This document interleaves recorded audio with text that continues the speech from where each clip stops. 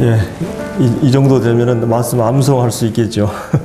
예, 넘어서 1, 2절에 대해서 계속 지금 네 번째 이렇게 이 2절 가지고 교절하고 있는데,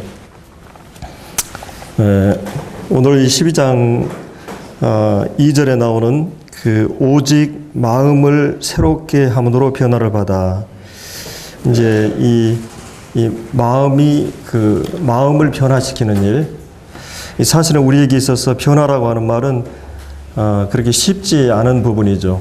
누구나 이 변화를 싫어하고 또 변화는 많은 고통을 수반하기 때문에, 그래서 이 변화되는 것, 과연 이것이 가능한가, 또 여기서 얘기하는 이 마음이라고 하는 것은 어떻게 보면 사람의 그 본질을 이루고 있고, 이 마음이 참 소중한 부분이죠.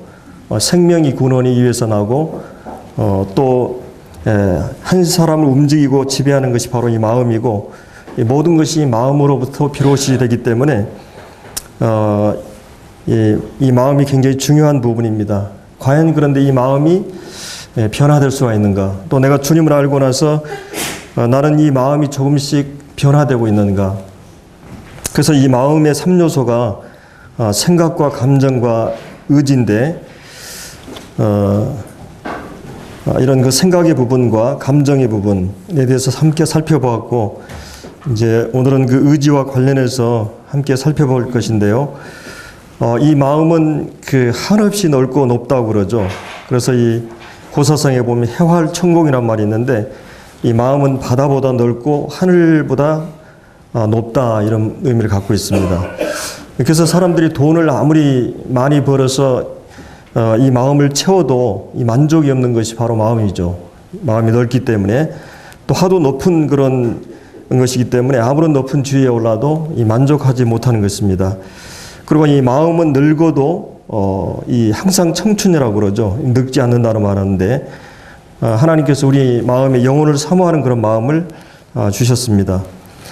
이렇게 하나님께서도 이런 그 3요소의 인격을 갖고 계시는데, 그래서 우리가 하나님은 창조 속에 보면 하나님께서 이 과학자십니다. 이 수학자시고요. 또 한편으로 하나님께서는 이 문학가이고 예술가이시죠. 여러분들이 창조한 하나님의 세계를 보면 얼마나 하나님께서 지능이 높으시고, 이런 그 사람의 구조나 또 이 자연 세계, 물리 세계 이런 것들을 보면 사실은 과학자들은 이것을 발견하는 거지 발명하는 건 아니죠. 하나님이 이미 발명한 어떤 원리를, 법칙을 발견해 가지고 이제 그거를 응용해서 많은 그 발명품들을 만드는 거지. 그래서 이런 하나님께서 고도의 그런 이 과학자고 수학자라고 하는 거죠. 그래서 하나님의 그 지성, IQ는 대단히 높고, 또 하나님의 그 예술가적인 이 꽃들을 보거나 어떤 것도 획일적이거나 기계적이지 않죠. 얼마나 이렇게 다양하고 풍성한 그런 그 EQ, 감성이 풍부한 분인 것을 우리가 볼 수가 있습니다. 하나님께서 이렇게 우리에게 지성과 감성을 주셨는데, 이제 특별히 우리 이 남성과 여성을 하나님이 원래는 한 존재로 창조하셨죠. 근데 하나님께서 남성에게는 이제 그래서 이 남성을 취해서 여성을 만들었기 때문에 이 결혼을 통해서 서로 온전한 사람이 되는 거죠. 그래서 물론 이제 남성에게도 여성에게도 이런 요소가 다 있지만, 우리가 이 남여를 이렇게 보면은 남성들은 굉장히 그 지능적입니다. 이렇게 이지적이고 이성적이고, 또 이제 여성들은 굉장히 감성적이고 주관적입니다. 이런 걸 이제 예를 들어서 우리가 어떤 그 아름다움을 볼 때 반응하는 걸 보거나 어떤 그 사고가 났을 때 이렇게 반응하는 걸 보면, 굉장히 남성들은 이 사고 처리를 하려고 하는 그 이성적으로 움직이고, 여성들은 굉장히 쉽게 눈물을 흘리고, 이런 거를 이제 감격하거나 우는 그런 모습을 보면, 그래서 하나님께서 남성과 여성이 이렇게 하나가 됐을 때 이런 아름다운 그런 그 한 인간으로서의 모습이 나타나는데, 일단 하나님께서 우리 뇌도 그 두 부분이 있잖아요. 좌뇌, 우뇌 있어가지고, 한쪽은 굉장히 수학적이고 지능적인 또 한쪽은 굉장히 감성적인 언어적인 그런 부분이 있습니다. 그래서 하나님께서 이 창조를 보면 하나님께서 그런 그 지성과 감성의 부분이 나타나고 또 우리 하나님이 창조한 인간 안에도 그런 특성들이 이렇게 나타나는 것을 이렇게 보게 되는 거죠. 그래서 성경은 이 마음을 이 만물보다 거짓되고 힘이 부패한 인간이 타락하면서부터 인간이 완전히 이렇게 부패한 위치에 놓이게 된 것이죠. 그래서 우리가 보는 이 세상은 정말 이렇게 그 하나님이 인간에게 주신 지성과 감성을 통해서 눈부신 그런 이 발전과 이 발명 또 많은 그 문화적인 이 책들이라든지 이런 발달을 보면서도 또 한편으로는 이 세상이 이토록 타락한 모습을 보는 것은 이런 이 빛과 어둠의 양면을 볼 수가 있는데 이런 이 세상을 보면서 또 구원받은 성도들 안에도 이 두 가지 모습이 나타납니다. 그래서 구원받은 사람들의 이 마음에는 이 두 속성, 소원이 이 성질이 공존하고 있죠. 성령의 소욕과 육체의 소욕이 갈라디아서 5장에 보면 나타나는 걸 볼 수 있습니다. 그래서 이제 에베소 4장에서도 옛사람의 성품을 벗어버리고 또 새 사람을 입으라는 말씀이 주어지고 있습니다. 그래서 이 기독교는 바로 이 마음의 종교고 또 마음을 다루고 마음을 가꾸고 개발하는 그런 모든 하나님의 축복 1차적으로 이 마음에 오게 됩니다. 하나님이 우리의 이 보화를 이 마음에 이렇게 담게 하셨어요. 그래서 질그릇을 이 보화를 이 질그릇에 우리에 담으셨는데 바로 주님이 성령이 우리 마음 중심에 오게 된 거죠. 그래서 우리가 이 마음을 이 관리하는 것, 물론 이것은 이제 세상적으로는 이 세상에서는 여러 뭐 심리학이나 또 이런 이 교육이라든지 환경을 통해서 이렇게 이 마음을 이렇게 다루는 법을 많이 얘기하고 있는데 과연 하나님 말씀에서는 여기 2절에 나오는 오직 이 마음을 그 새롭게 함으로 변화를 받아. 그래서 이 오늘의 세계 문제는 인간의 문제요. 인간의 문제는 바로 마음의 문제다. 어떤 작가가 그런 말을 했는데, 그래서 인간의 마음은 황폐하고 병들고 더러워져 있어서 쓸모없는 황폐한 땅과 같이 우리의 마음은 죄성으로 원망과 불만, 이 교만이나 위선, 이 악한 것으로 가득 차 있는. 근데 이제 하나님께서는 바로 우리 마음에 이 복음을 통해서 감사하는 마음, 평안과 기쁨의 마음, 또 이 사랑의 마음으로 우리의 마음을 변화시키는 거죠. 그래서 우리 심령이 가난하게 되고 가난한 심령 안에 주님께서 천국이 임하게 되고 먼저 우리 마음에 주님이 통치하고 주님이 우리 안에 좌장하면서부터 우리의 삶의 주인이 마음에 들어오면서부터 우리의 마음에 이 천국이 실제적으로 이루어지는 것입니다. 이 천국은 바로 주님이 통치하는 나라인데 거기에 감사와 이 사랑과 평안과 기쁨과 의와 이런 모든 것이 거기에 있는 것입니다. 근데 구원받지 않은 사람들은 마음이 바로 지옥이죠. 자신이 내가 자기를 다스리고 그렇기 때문에 이기심과 자기중심, 그래서 이 원망과 불평과 이 교만, 그런 악으로 가득 차 있는 것을 보게 됩니다. 그래서 우리가 이 마음이 앞서면 이 발도 가볍다는 말이 있죠. 우리가 어느 집에 갈 때 마음이 먼저 이렇게 가게 되고 그리고 이 마음이 좋아하는 집에 가게 되면 이 돈과 물질, 선물, 사랑을 가지고 가게 됩니다. 그러나 마음이 없는 사람들이 집에 가게 되면 이 발이 이 천국 만근같이 무거워지는 걸 볼 수 있습니다. 그래서 우리 구원받은 성도들이라도 구원받았지만 주의 성령이 우리를 지배하지 않고 주님이 우리의 삶에서 주권을 행사하지 않으면 사실은 우리의 마음의 변화가 일어나지 않고 여기서 이제 변화의 단계가 이 새롭게 함으로 변화를 받아 이런 말이 있죠. 그러니까 마음이 변화되는데 그것은 우리가 이제 그 세 가지 성경 변화를 얘기하고 있죠. 우리가 거듭났을 때 영적으로 우리는 변화가 됩니다. 성령으로 우리가 하나님이 어떤 분인 걸 알게 되고 하나님 율법을 통해서 하나님의 기준과 이 완벽한 것을 보게 되고 그리고 이제 하나님의 거룩 앞에 자신의 모습을 보게 되고 정말 이 절망적인 상태에 있는 나 자신을 보게 되는 거죠. 다른 말로 이것은 마치 이 말기암 환자 진단을 받은 것처럼 아니면 살인을 하고 큰 중범죄를 져가지고 감옥에서 이제 이 감옥에서 도저히 나올 수 없는 이 사형을 기다리고 있는 사람처럼 우리는 이 하나님 말씀 앞에서 내가 죄인이다. 그럼 하나님이 어떤 분이라고 했을 때 그분은 죄를 조금도 용납할 수 없는 분입니다. 우리가 이제 법을 어길 때 여러 가지 법을 다 어겨서 감옥에 들어가는 게 아니잖아요.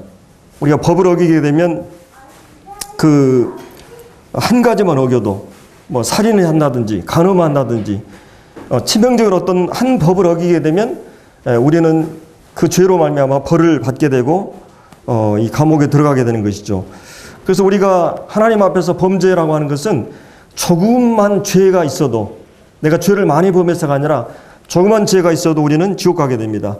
그런데 사실은 우리는 본질적으로 아담 안에서 죄 아래 태어났고 아담이 범죄할 때 대표적으로 범죄했기 때문에 모든 사람은 죄를 범한 것으로 하나님이 칭하신 거예요. 그리고 죄악 중에 우리는 출생했고 잉태했습니다. 죄 중에 우리는 신분적으로 죄인으로 태어난 것이에요. 그래서 내가 아무리 의를 행하고 선하게 살아보려고 해도 우리는 구원받을 수 없게 된 것입니다.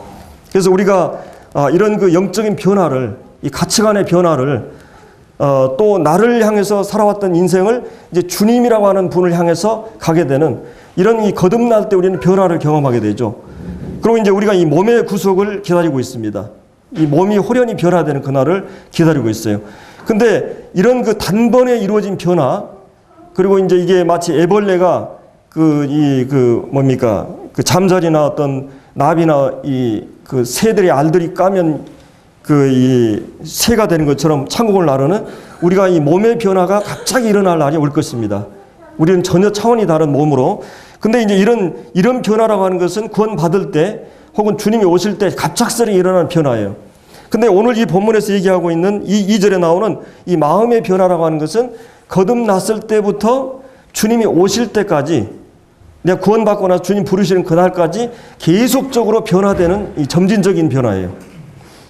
그래서 이제 여기서 얘기하는 이 새롭다고 하는 말은 이 어떤 의미를 갖고 있느냐면 날마다 이 변화를 요구하는 의미예요. 그러니까 여러분들 구원받고 나서 주님 오실 때까지 조금씩 새로운 변화가 일어나야 된다고 하는 것입니다. 그래서 제가 이 교재를 준비하면서 그 정채봉 씨가 쓴 글이 생각이 났어요. 이 첫 마음이라는 그런 글인데 1월 1일 아침에 찬물로 세수하면서 먹은 첫 마음으로 1년을 산다면 학교에 입학하여 새 책을 앞에 놓고 하루 일과표를 짜던 영롱한 첫 마음으로 공부를 한다면 사랑하는 사이가 처음 눈을 맞던 날의 떨림으로 내내 계속된다면 첫 출근하는 날 신발끈을 매면서 먹은 마음으로 직장 일을 한다면 아팠다가 병이 나은 날에 상쾌한 공기 속에 감사한 마음으로 몸을 돌본다면 기업날의 첫 마음으로 언젠고 돈이 적으나 밤이 늦으나 기쁨으로 맞는다면 세례식을 받던 날에 빈 마음으로 눈물 글썽이며 교회에 다닌다면 나는 너는 나라며 화해했던 그날의 일치가 가시지 않는다면 여행을 떠나던 날 차표를 끊던 가슴띵이 식지 않는다면 이 사람은 그때가 언제든지 늘 새 마음이기 때문에 바다로 향하는 냇물처럼 날마다 새로우며 깊어지며 넓어진다. 이런 이제 정채봉 씨의 이 첫 마음이라는 그런 마음 노래가 있는데 시가 있는데 여기 2절에 나오는 이 새롭게 한다는 마음이 그런 마음이죠. 그래서 우리는 어제라고 하는 것은 우리가 다시 돌아오진 시간입니다. 오늘은 새로운 날이고 또다시 우리는 새로운 날을 계속 맞이하게 돼 있어요. 근데 계속 새로운 날에 우리의 생각과 감정과 우리 의지가 계속 변화 있기를 바라는 거죠. 물론 제가 이게 분리해서 이것을 말씀을 교제하고 있지만은 이거는 서로 분리할 수 없는 거죠. 예를 들어 제가 설교를 하는데 먼저 여러분의 생각을 일깨우는 일을 합니다. 설득을 하는 일을 하죠. 그러면 그것이 설득이 강할수록 마음의 감동이 더 오게 됩니다. 감정에. 그리고 결국은 그 설득과 감동이 오는 만큼 행동에 옮겨지게 돼 있어요. 의지적으로. 이것은 그 좋은 설교는 뭐냐? 우리가 정말 확실히 깨닫고 진리를 마음의 감동이 오고 실제 실천하는 데 옮겨지는 것이에요. 실천하는 데 옮겨지지 않으면 이것은 훌륭한 설교라 할 수가 없는 거죠.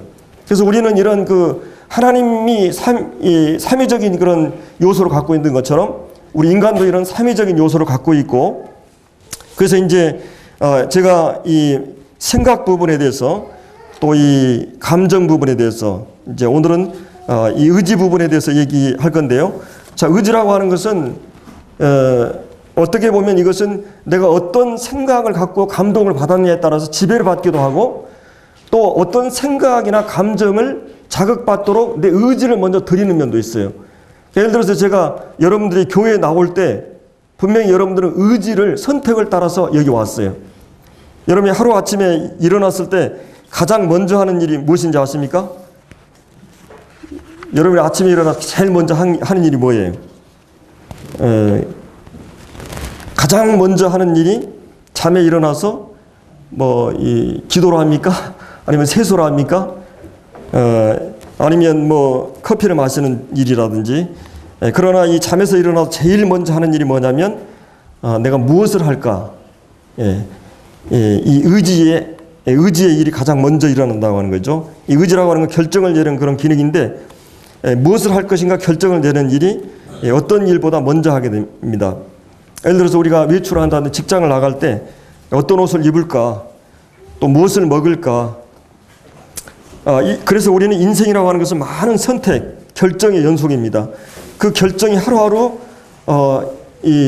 쌓여서 우리의 일생을 만드는 거죠. 이 벽돌이 쌓여서 건축물을 만드듯이 그 결정이 내가 어떤 사람인가를 결정하고, 그 결정이 집합체가 바로 인생이라고 하는 것입니다. 그래서 예를 들어서 어떤 구원받은 성도들이 구원받고 나서 10년이 됐는데 어떤 사람 영적으로 굉장히 성숙하고 어떤 사람 영적으로 굉장히 육신적인 그리스도인으로서 그냥 별로 발전이 없다고 한다면 그것의 결정적인 문제는 어디에 있겠어요? 그 사람의 결정에 의해서 좌우가 된다고 하는 것입니다. 그 매일 주님의 말씀을 읽고 기도하고 모이는 일에 청일하게 헌신하고 또 헌신적이고 봉사하는 일을 계속 힘쓰는 사람들이 영적으로 계속 개발되어 가는 것이. 그래서 이런 그 의지라고 하는 건 굉장히 중요하죠. 자신을 기쁘게 할 것인가, 하나님을 기쁘게 할 것인가, 끊임없이 우리는 선택해야 됩니다. 그래서 우리가 험담하는 일이나 또 어디 이런 모든 것에 대해서 선택이 계속 이루어지는 거죠. 그래서 이 의지를 하나님께 굴복시키는 법을 배우는, 이 사도 바울도 나는 날마다 죽노라 그런 말을 했죠. 또 내 몸을 쳐 복종시킨다고 하는 말을 하고 있습니다. 또 주님께서도 이 전생애 동안에 하나님의 뜻이 그를 이끌어가는 삶이었어요. 목적이 이끄는 삶, 내 욕심이나 세상의 어떤 정신이 나를 이끌어가는 게 아니라, 이 돈이나 세상적인 가치를 위해서 내 삶이, 내 마음이 이끌어가는 게 아니라 우리 주님의 전생에는, 바로 이 사도 바울의 전생에는 하나님의 뜻이, 하나님의 의지가 전생애를 이끌어갔던 것을 볼 수 있습니다.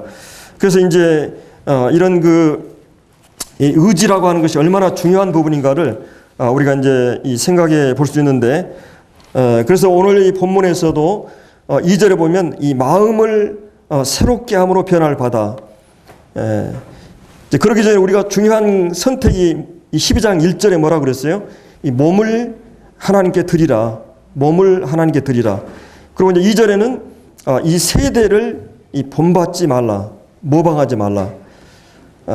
그래서 우리가 세상의 것들을 본받고 따라가게 되면 이것은 이제 여전히 우리가 자신을 드리는 문제나 또 이 세상을 본받지 않는 문제는 무엇이 하는 거예요? 우리의 의지가 하는 부분입니다. 이것은 아무도 대신해 주지 않아요. 사단도 이 일을 대신해 주지 않고 성령도 대신해 주지 않는 기능이에요. 의지의 기능은. 물론 성령께서 우리에게 생각의 기능 속에 역사하셔요. 생각나게 하시고 깨닫게 하시고 하나님 우리 은혜로 주신 것들을 알게 하는 일들을 해요. 그리고 우리의 마음에 감동도 주세요. 그러나 최종적인 결정은 누가 해요? 우리가 하는 것입니다. 그래서 여러분이 그러기 때문에 하나님 앞에 심판이 있는 거고 주님 앞에서 우리 한 모든 것들의 판단을 받게 돼요. 물론 이제 의지라고 하는 것도 우리가 이제 성장하면서 성장 과정에서 길들어진 습관이 있어요. 이제 어떤 그 생물학적으로 부모님들의 어떤 유전적인 것들을 받아가지고 그 부모님들의 어떤 성격적인 결함이나 장단점이 있잖아요. 그런 그 유전적인 걸 받은 것 때문에 내가 이제 분리할 수도 있어요. 또 이 심리학적으로 이게 내가 어떤 그 충동적인 욕구들을 잘 일어날 때 잘 조절하는 사람은 평생 그게 편하게 돼 있어요. 성실한 것이 습관이 된 사람은 그가 이제 구원받고 나서도 굉장히 그 유용합니다. 근데 그거를 바꾸려고 하면은 굉장히 힘들어요. 그러니까 부모로부터 유전적으로 받은 그런 그런 성격이라든지 아니면 자라면서 잘 조절되지 않는 그런 습관들이라든지 또 이런 이 사회적인 그런 환경에 의해서 이런 내 존재가 내 성격이 변화돼야 되는데 이런 것이 우리를 굉장히 어렵게 하는 부분들이 실제하고 있다고 하는 것입니다. 그래서 이제 여기 이 마음을 새롭게 변화를 받기 위해서는 어떻게 해야 되는가? 우리가 이제 이 말씀을 항상 어떤 성경은 의지에 도전하기 전에 먼저 생각을 일깨우고 이 마음을 일깨우는 일을 합니다. 마음의 어떤 변화를 있게 되면 우리 의지가 거기에 따라가게 지배되게 돼 있어요.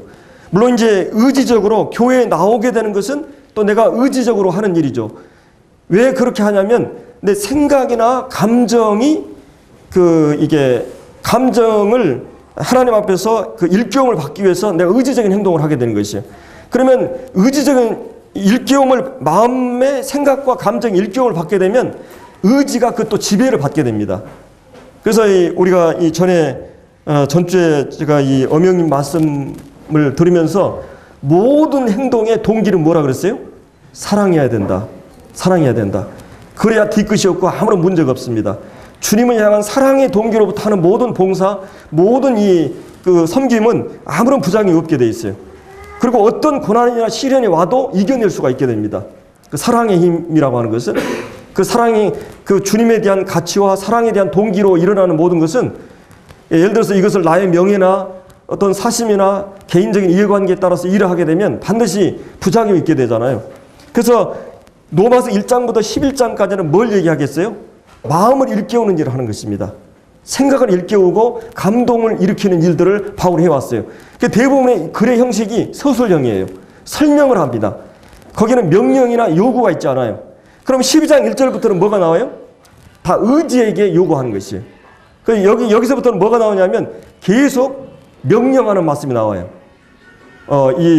지금까지는 이제 로마서 여러분 1장부터 11장까지 쭉 보면은 단 한 군데만 로마서 6장에 보면은 너희 몸을 그 의의 병기로 드리라 불의의 병기로 드리라 이런 말씀이 나오잖아요.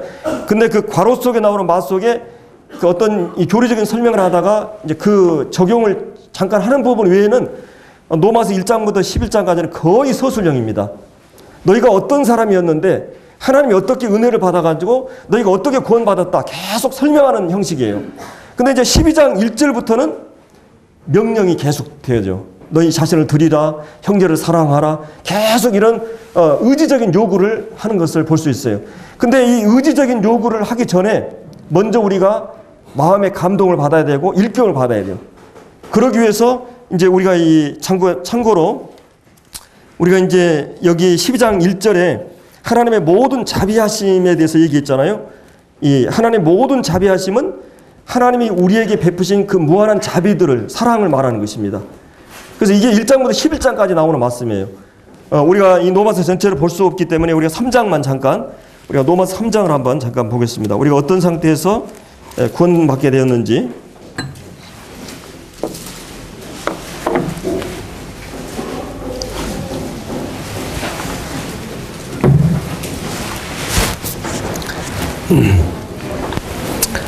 예, 3장 그 9절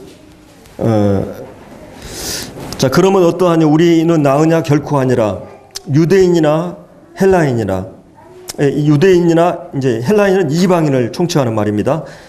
유대인이나 이방인이나 다 죄 아래 있다고 우리가 이미 선언하였느니라. 자, 이 사도 바울이 1장부터 지금 3장 이 부분까지 한 말을 요약하고 결론 짓는 말씀입니다. 이방인 1장에서는 이방인에 대한 문제를 다뤘어요. 우상숭배하고 막 도덕적으로 타락한 모습을. 그리고 2장에서는 죄를 범한 사람들을 판단하고 있는 자기들은 도덕적으로나 종교적으로 하나님 말씀 아래서 좀 착하게 산다고 하는 사람들이 시궁창 같은 사람들을 비판하는 것이 2장 1절부터 쭉 나와요. 근데 너희들도 똑같이 같은 죄를 범하고 있다. 마음으로.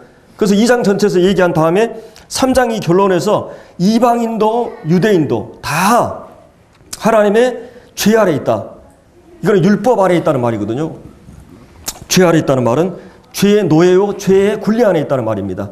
그래서 우리가 이제 1장, 참고로 1장 18절을 볼까요? 1장 18절. 하나님의 진노가 불의로 진리를 막는 사람들의 모든 경건치 않음과 불의에 대하여 하늘로 따라 쫓아 나타나나니. 이 하나님의 진노에 대해서 먼저 얘기합니다. 그러니까 복음을 전하기 전에 하나님의 진노, 하나님께서 이 죄에 대한 하나님의 태도나 반응을 말해주는 거죠. 하나님의 이 진노, 이 하나님의 진노는 어떤 대상에 나타나냐면 경건치 않다는 말은 불경건하다는 것이.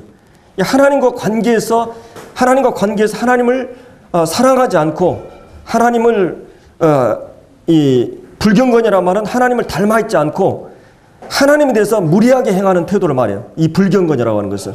내가 예를 들어서 그 사람을 존경하고 경외하고 사랑하고 그러면 예의를 지키게 돼 있어요. 근데 이 불경건이라는 말은 경건치 않다는 말은 하나님 앞에서 방자히 무리하게 행하는 때 쓰는 말이에요.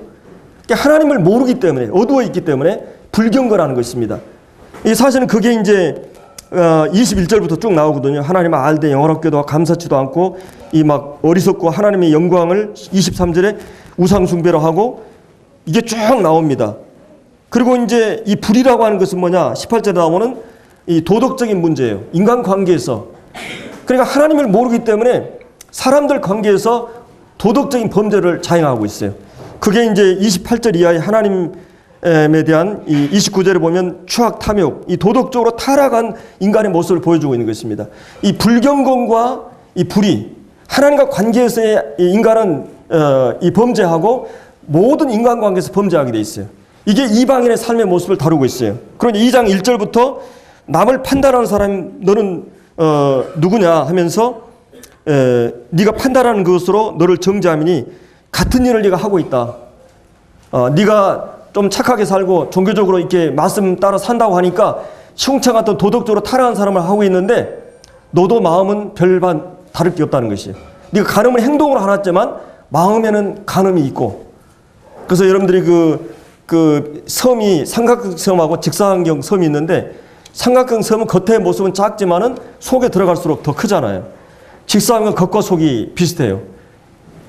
그래서 이 세상 사람들은 이렇게 겉으로 범죄를 많이 한 사람은 속과 겉이 거의 비슷하죠. 근데 겉으로 범죄하지 않은 사람은 교양이 있고 잘 한 것 같은데 속에는 더 많은 심리적인 범죄를 하게 됩니다. 똑같이 하나님 편에서는 본질적으로 죄인이라는 것이에요. 사과나무가 10개 열렸든 1000개 열렸든 작게 열렸든 많게 열렸든 다 본질적으로 하나님 앞에서 죄인이라는 것입니다. 이것이 이제 18절에 하나님의 진노가 누구에게 나타나느냐? 바로 이 죄인들에게 나타난다고 하는 것이. 죄인들에게. 그래서 이제 3장 10절에는 그거를 지금 결론 짓고 있습니다. 자, 그러면서 유대인들은 하나님 말씀을 잘 지키고 있다고 생각했거든요. 하나님 말씀을 잘 알고 있다고 생각하고 하나님 말씀을 잘 지키고 있다고 생각했는데 하나님의 말씀에 근거해서 사도 바울이 여기서 이제 얘기를 하기 시작해요. 3장 10절부터 기록된 바 구약의 이사야나 시편이나 이런 모든 말씀들을 줄쳐가지고 의인은 없네 하나도 없다 그랬다. 근데 왜 너희들은 율법을 지키고 있다고 생각하느냐? 그러면서 의인은 없네 하나도 없다. 생각하는 것과 행동하는 것이 일치된 사람을 의인이라고 그러죠. 이 율법을 하나님 사랑하고 이웃 사랑을 온전히 하는 사람을 의인이라고 합니다. 근데 이 사람도 의인이 없어요. 그래서 깨닫는 자도 없고 하나님에 대해서나 자신에 대해서나 또한 그 자신의 죄에 대해서 깨닫는 자가 하나도 없어요. 그리고 하나님을 소원하거나 갈망하거나 찾는 마음이 없어요. 다 치우쳐. 우리는 다 양 같아서 다 각기 제 길로 갔죠. 다 비껴가가지고 이 죄라고 하는 말은 그래서 이 관역을 벗어났다는 말이죠. 이 화살이 관역을 벗어났을 때 이 쓰는 말이 이 죄라는 말입니다. 그리고 이제 중앙성을 침범했을 때 관역을 이 기차가 노를 탈선했을 때 중앙성을 침범했을 때 이거는 사망이죠. 우리 인간은 이런 불법과 범법과 그다음에 위반과 그다음에 악한 마음으로 이 죄를 범할 수밖에 없는 다 치우치 한 가지로 쓸모없게 됐다. 이 쓸모없다는 말이 이 우유가 신선미를 잃었을 때, 상했을 때 쓰는 말이에요. 소금의 맛을 잃었을 때. 인간은 하나님 편에서 볼 때 쓸모없는 존재가 됐어요. 그리고 선을 행하는 자가 없나니 하나도 없도다. 여기 중요한 말씀은 하나도 없다는 것입니다. 모든 사람이 죄인인 것을 구약 성경에 그들이 그토록 신봉하고 있는 말씀에 근거해서 사도 바울이 유대인들에게 이 기록된 말씀을 근거해서 죄인인 것을 논증하고 있어요. 여기서. 그리고 이제 13절에 이제 이 죄가 이 마음의 그 부패하고 더러운 이 죄가 입술을 통해서 그 다음에 행동을 통해서 나타납니다. 그게 이제 13절에 나오는 이 목구멍은 열린 무덤이라고 했어요. 이 마음이 무덤과 같이 썩어 있는데 그들의 입에서 나오는 모든 말은 이 거짓이니까 속임을 베풀고 독사에 독이 있고 저주와 악독이 가득하고 그 다음에 행동으로 15절에는 피 흘리는 데 빠르고 파멸과 비참, 고생이 그 길에 있고 평강이라 알지 못했다. 근데 그 근원적인 원인은 어디에 있느냐? 18절에 나오는 저희 눈앞에 하나님 도량이 없다. 하나님이 안 뵌다는 말이에요. 눈에 뵈는 것이 없는 거죠. 하나님이 안 보이니까 그냥 그들은 이 범죄를 담대하게 행하게 되는 거죠. 자, 그러면 하나님께서 그러면 그들의 율법을 주신 목적이 뭐냐? 유대인들에게 유율법의 가치는 뭐냐? 하나님 말씀을 주신 가치는 뭐냐? 유대인들이 그 율법을 주신 것은 그들이 지킬 수 있기 때문에 준 게 아니라고 하는 거죠. 19절에 우리가 잘 알고 있지 않느냐? 물론 율법이 말하는 말은 율법 안에 있는 자들이 주신 것인데 왜 율법을 하나 주셨느냐? 모든 입을 막기 위해서. 예를 들어서 제가 여기서 재판하는 판사인데 여기 지금 여기 가운데 죄인이 있고 여기 검사가 있고 이 변호사가 있어요. 그 검사는 이 모든 죄를 고통받기라든지 어떤 범죄가 있으면 다 사실 규명을 해가 조사해가지고 증인이라든지 물증이나 이런 걸 다 해가지고 이제 이 판사에게 얘기를 합니다. 그러면 이 죄인이 가운데 있는 이 사람이 그런 죄를 범한 적이 전혀 없을 때는 뭐예요? 입을 벌릴 수 있어요, 없어요? 입을 벌릴 수가 있죠. 근데 그 말하는 모든 것이 사실일 때는 입을 막게 돼 있어요. 그럼 하나님이 율법을 왜 주셨느냐? 이 율법이라는 거울을 왜 주셨느냐? 검사가 우리가 죄인이라고 조목조목 얘기하는데 거기에 다 틀린 말이 없다는 거지. 그럼 입을 딱 막게 돼 있어요. 여기 하나님께서 이 19절에 입을 막는다는 말은 그런 말이에요. 그리고 또 한 가지는 온 세상이 하나님의 심판 아래 있게 하기 위해서, 하나님의 심판 아래 있음을 알게 하기 위해서. 그래서 이제 20절에 결론적으로 율법의 행위로 우리가 천국 가기 위해서 율법의 행위로 율법을 지켜가지고 착한 일하고 선한 일하고 십계명을 지켜가지고 하나님 앞에서 의롭다 하심을 얻을 육체가 뭐라 그랬어요? 없나니. 하나도 없어요. 하나님이 그들에게 율법을 주신 것은 너희들이 율법을 지킬 수 있기 때문에 준 게 아니라 너희들이 지킬 수 없다고 하는 걸 깨닫도록 하기 위해서. 그래서 이 교회 다니다가 이 천주교라든지 이 교회 다니는 사람들이요, 두 가지 반응이 일어나요. 하나는 철저하게 위선을 하면서 자기는 어느 정도 지키고 있다고 생각하면서 지키지 못한 사람을 비평하고 판단하고 자랑하고 이런 형태로 나타나요. 왜냐하면 자기 힘으로 했기 때문에 자랑이 나타나는 거죠. 근데 정말 율법의 정신에 들어가면서 아, 이건 안 되구나. 정말 자기가 그 양심적으로 이 절망하고 나는 안 돼. 양심 선언하면서 교회를 안 나온 사람들이 있어요. 아, 이건 안 돼. 나는 이렇게 큰 죄인이야. 그러니까 율법에 제대로 율법 앞에 선 사람들입니다. 율법을 사실 인간은 지킬 수가 없어요. 그래서 여기 20절에 나오는 이 율법을 주신 목적이 뭐라 그랬어요? 율법으로는 죄를 깨닫게 하기 위해서. 하나님이 왜 이 거울을 주셨습니까? 거울을 우리 마음에 붙여보니까 우리 이 막 시기와 질투와 살인과 미움과 온갖 이런 악한 모든 더러운 것들이 마음에 있어요. 근데 여러분들이 엑스라이 찍을 때 이 엑스라이를 통해서 우리가 우리의 이 마음의 상태를 다 보게 하는 것입니다. 이 율법은 바로 엑스라이와 같은 거예요. 이 율법은 거울과 같은 것입니다. 이 율법은 법률이에요. 율법의 기준은 표준이 하나님의 거룩한 성품의 기준이고 표준이에요. 하나님 이 합격선을 해놓고 이거에 이르라고 얘기한 거예요. 근데 아무도 여기에 이를 수가 없었어요. 그래서 여기 23절에 모든 사람이 죄를 범하였음에 하나님의 영광에, 하나님의 완전한 기준에 합격선에 이르지 못하더니 이렇게 말하고 있죠. 자, 여기서 우리가 계속 생각해 볼 수 있는 것은 하나님 앞에서 인간의 어떤 절망적인 상황, 정말 이것은 이제 희망이 없는 사형수가 사형을 기다리고 있는 감옥을 나올 수 없는 그리고 이 완전히 말기암 환자들이 이제 절망적인 아무런 그 희망이 없는, 바로 인간이 율법 앞에 섰을 때, 하나님의 말씀 앞에 섰을 때 이런 절망적인 상황을 인식해야 돼요. 아, 나는 이제 도저히 어떻게 할 수 없는 사람이구나. 이거를 느끼게 돼야만이 이제 여기 24절에 나오는 이 그러나, 여러분들의 이 개혁 성경에는 이 그러나라가 안 나있는데, 원래 이 헬라어나 이 영어에는 이 그러나라는 접속사가 일어나요. 이 성경에는 이 접속사가 굉장히 중요합니다. 이 그러므로라는 접속사가 굉장히 많이 나오죠. 로마서에. 이 그러나라고 하는 말은 이제까지 전혀 희망이 없었어요. 근데 이 그러나의 놀라운 가치가 있는데, 그것은 바로 그러나 이제는 율법의 방법이 있었어요. 정말 여러분들 율법을 지키면 천국 갈 수 있어요. 근데 율법을 지킬 사람 한 사람도 없어요. 유일하게 한 사람이 있는데 예수님이에요. 예수님 이 땅에 오셔서 하나님을 사랑하고 이웃 사랑했어요. 율법의 모든 걸 완전하게 지킬 수 있는 분은 예수님 뿐이에요. 근데 율법의 방법을 이스라엘 민족사에 했는데 이걸 지킬 사람 한 사람도 없어요. 또 지킬 수도 없고요. 그리고 이제 여러분들이 거듭나게 되면, 거듭난 사람은 성령의 은혜 안에서 율법 요구로 이루어지는 삶을 살게 됩니다. 영을 쫓아. 이 로마서 8장 4절을 보면 율법 요구로 이루어지게 하는 삶을 살 수가 있어요. 근데 이제 율법 외의 방법을 하나님이 선정하셨어요. 그게 이제 하나님의 의가 나타났는데 율법과 선지자들에게 증거를 받은 것이라. 구약 성경에서 하나님께서 계속해서 이 구원받는 길을 얘기했어요. 율법하면 하나님이 주신 겁니까? 십계명만? 의식법을 주셨어요. 그래서 죄를 범하면 계속 짐승들이 죽어서 피 흘려 돌아가게 하므로 죄사함의 방법을 계속 구약에서 교육하셨어요. 구약의 모든 방법은 바로 예수님이 이 땅에 오셔서, 메시아가 오셔서 우리의 죄를 그렇게 온전히 사실 것에 대한 모델로서 계속 그 모형으로서 보여준 것입니다. 그 교육을. 그래서 이제 22절에 곧 예수 그리스도 믿음으로 말미암아 믿는 자의 모든 민족의 하나님의 의인이 차별 없느니라. 여기 대단히 중요한 말씀이 하나님의 의라는 말이에요. 하나님의 의로운 분이십니다.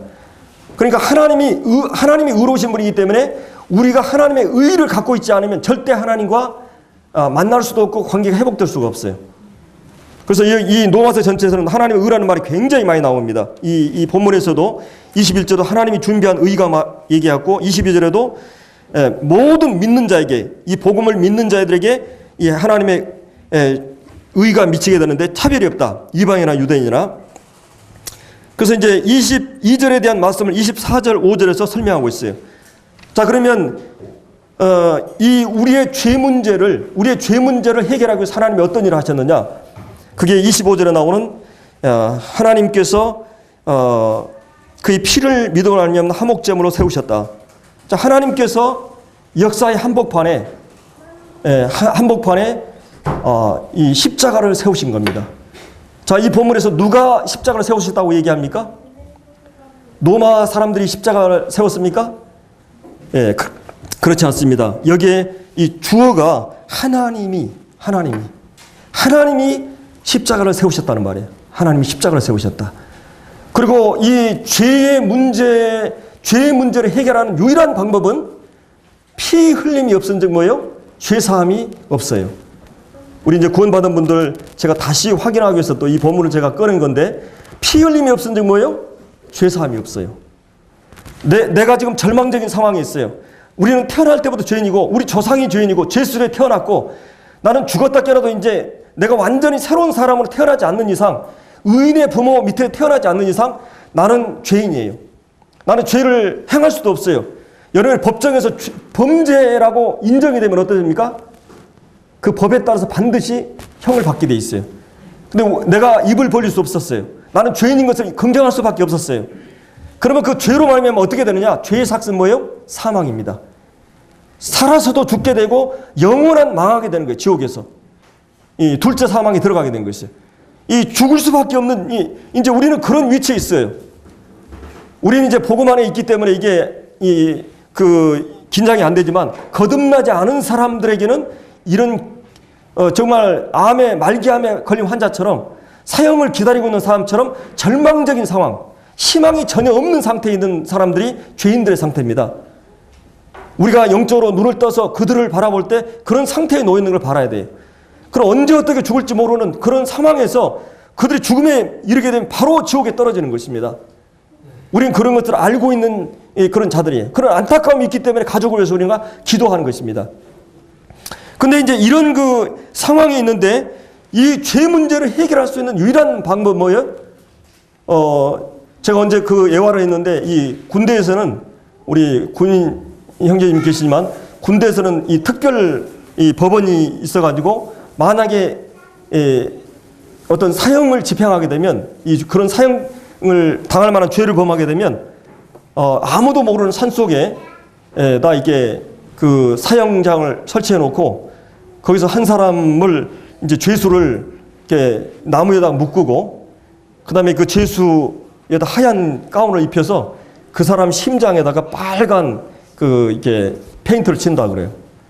그래서 명저격수들이 9명이 그 적정한 거리에 이렇게 서게 되고 그다음에 교관이 이제 마지막으로 이 사람에게 물어본다 그래요. 다 죽기 전에 하고 싶은 얘기나 소원이 뭐냐고. 그 뭐 담배 하나 달라고 그러든지 아니면 우리 어머님에게 뭐 소식을 전했는지. 그러면 그 말이 끝나고 나면 그 눈을 가리게 되고 그 이제 교관이 손을 딱 내리게 되면 9명의 이 저격수가 심장을 향해서 총을 쏘게 됩니다. 그럼 피가 터지면서 그 사람이 이제 죽게 돼요. 그리고 교관이 와서 다시 풀어가지고 그 사람을 확인 사살을 한다고 그래요. 완전한 게 이렇게 죽게 하는 거죠. 이 죄를 범하게 되면. 만약에 여러분들이 그 사람이 범죄한 거에 대해서 반드시 벌을 받아야 돼요. 근데 만약 그 현장에서 그 사람이 죽지 않고 실제 그 중국에서 그런 일이 있죠. 그 전도제에 보면은 어떤 쌍둥이 형제가 형이 이제 동생이 죄를 범했어요. 그럼 이제 동생이 도망쳐 오다가 쫓기다가 형 집에 들어옵니다. 근데 형은 목회자였어요. 목사님이었어요. 그리고 이 동생의 옷을 다 갈아입었습니다. 갈아입고는 너는 여기 있으라고. 그리고 자기가 동생의 옷을 입고 밖에 나갑니다. 그리고 이 사람이 실제 이제 실화인데 사형을 당하게 돼요. 그리고 너는 내 옷을 입고 내가 원하는 삶을 살아라. 그래서 실제 중국에서는 그런 그 일이 있었습니다. 만약에 그 동생이 형이 자기 죄 때문에 자기가 살인한 그 죄 때문에 자기를 위해서 죽었어요. 그러면 계속 그런 범죄를 할 수 있겠어요? 만약 여기서 지금 죽어가는 이 사람이 자기 죄 때문에 죽은 게 아니라 다른 사람 때문에 아니 나 때문에 그 죽어간다고 생각한다면 오늘 저는 이 갈보리 현장으로 여러분을 인도한 것은 바로 여러분의 죄 때문에 하나님께서 재판장 되신 하나님께서 그 죄를 담당하기 위해서 십자가를 세우신 겁니다. 여러분 옛날에 어떤 이 왕이 범죄하게 되면 눈을 뽑는다 그랬어요. 근데 자기 아들이 범죄를 한 거예요. 그래서 자기 아버지가 왕으로서 재판관인데 이 눈을 빼야 되잖아요. 그래서 아버지가 어떻게 했냐면 아버지의 눈 하나 빼고 아들 눈을 하나 뺐어요. 법은 집행이 돼야 되기 때문에. 죄를 보면 반드시 하나님은 하나님다우시기 위해서 거룩한 분이기 때문에 죄를 용납하거나 타협하지 않아요. 그 거룩은 절대로 본질적으로 변하지 않는 분입니다.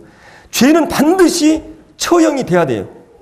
그렇기 때문에 하나님께서 아들에게 이 죄를 씌우신 거예요. 담당시킨 겁니다. 바로 그러기 위해서 25절에 하나님께서 그 아들을 세우셨어요. 십자가에.